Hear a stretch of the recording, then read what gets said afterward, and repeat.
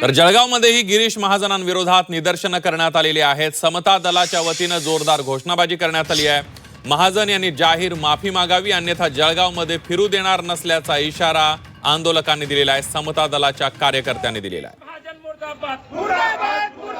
भारतीय संविधानाचा, भारतीय लोकशाहीचा, भारतीय लोकशाहीचा, तमाम महापुरुषांचा,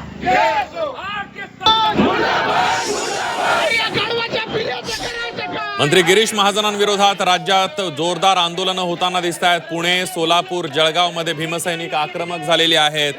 नांदेडमध्येही महाजनांविरोधात आंदोलन करण्यात आलेलं आहे। ही 4 दृश्य आपण बघतोय। गिरीश महाजन यांच्या विरोधात आंदोलन करण्यात येत आहेत। गिरीश महाजन यांनी माफी मागून राजीनामा द्यावा, अशा प्रकारची मागणी आंदोलक करतायत। काल प्रजासत्ताक दिनाच्या भाषणामध्ये भारतरत्न डॉक्टर बाबासाहेब आंबेडकर यांचं नाव न घेतल्यामुळे आक्षेप घेण्यात आला होता। एका वनकर्मचारी महिला माधवी जाधव यांनी आक्षेप घेतला आणि त्यानंतर राज्यभरात पडसाद उमटताना पाहायला मिळतात।